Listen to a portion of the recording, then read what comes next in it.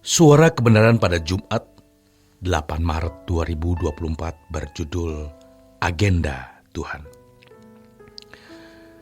Bagaimana kita bisa memiliki keberhasilan hidup?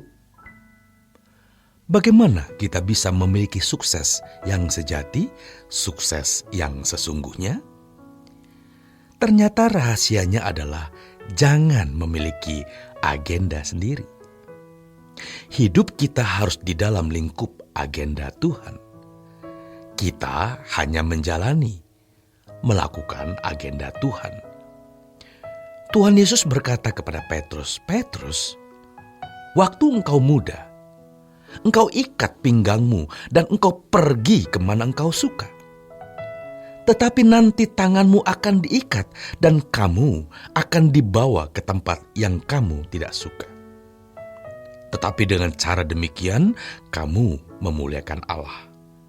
Yohanes 21 ayat 18. Betapa sulitnya hidup dalam agenda Tuhan, karena kita sudah terbiasa menjalani hidup dengan agenda kita sendiri.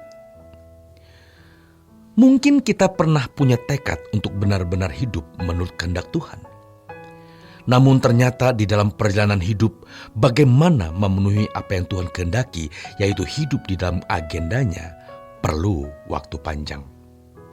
Ada pengikisan terus-menerus, digores terus, penggerusan terus-menerus, sampai kemudian kita mengerti dan rela hidup dalam agenda Tuhan. Hidup dalam agenda Tuhan terjadi ketika kita sudah meletakkan semua keinginan pribadi, hobi, kesenangan dihormati, dianggap penting dan berjasa. Memang hari ini kita belum sempurna, tetapi kita mau belajar mengerti bahwa tidak ada kehidupan yang sukses, yang berhasil selain hidup di dalam agenda Tuhan. Pada umumnya saudaraku, orang masih hidup dengan agendanya sendiri. Namun, begitu mudahnya mereka berkata, "Dengan apa kubalas kebaikan-Mu, Tuhan?" Sejatinya, mereka tidak pernah sungguh-sungguh mau membalas kebaikan Tuhan. Orang yang hidup dalam agenda Tuhan pasti akan terus berjuang untuk hidup suci. Dan Tuhan pasti akan memenuhi kehausan jiwanya untuk hidup suci tersebut. Hidup suci artinya memiliki karakter Yesus. Tidak ada standar kesucian selain Tuhan kita, Yesus Kristus. Di dalam kesucian ada potensi untuk melakukan segala sesuatu selalu sesuai dengan pikiran perasaan Allah. Ia tidak punya agenda sendiri. Latihannya dari menit ke menit, dari jam ke jam. Dalam hal ini, mereka adalah orang yang benar-benar serius.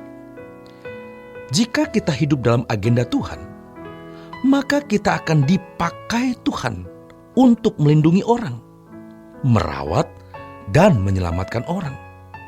Dulu, ketika kita masih hidup dalam agenda pribadi, Tuhan tidak mempercayakan banyak kepada kita. Tuhan mempercayakan banyak kepada orang lain, dan orang lain melindungi dan memelihara kita.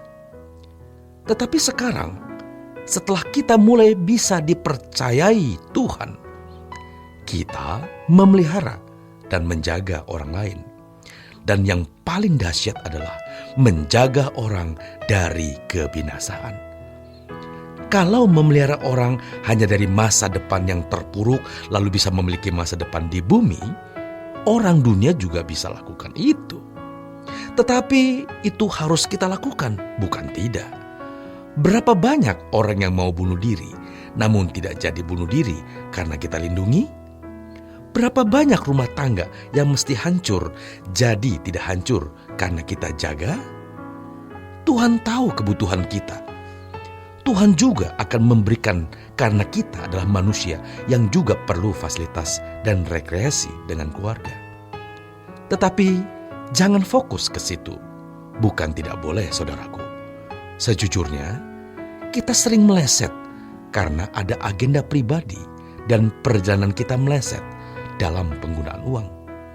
Kedepan kita tidak boleh salah. Sebab kalau kita salah dengan uang 10 juta, Tuhan tidak akan kasih kita 1 miliar.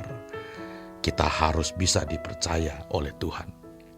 Bahkan ketika kita memberi uang ke orang saja, bukan karena kita sedang menikmati sesuatu yang Tuhan belum tentu menikmati itu.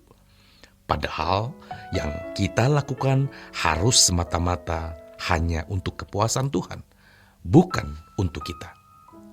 Jadi, kalau hanya perasaan sentimental saja, karena ini orang baik atau orang ini menyenangkan, bahaya saudaraku. Ketika kita memberi sesuatu kepada orang dan kita menikmatinya, tetapi kita tidak melihat perasaan Tuhan, artinya kita melukai hatinya. Kalau dulu kita mau memberi orang, siapa saja kita beri. Karena kita dapat pujian, kita dapat senyuman dan sanjungan. Kita jual semua uang Tuhan untuk diri kita. Celaka. Jadi, apapun yang kita lakukan harus untuk kesenangan Tuhan. Selamat berjuang saudaraku. Tuhan Yesus memberkati.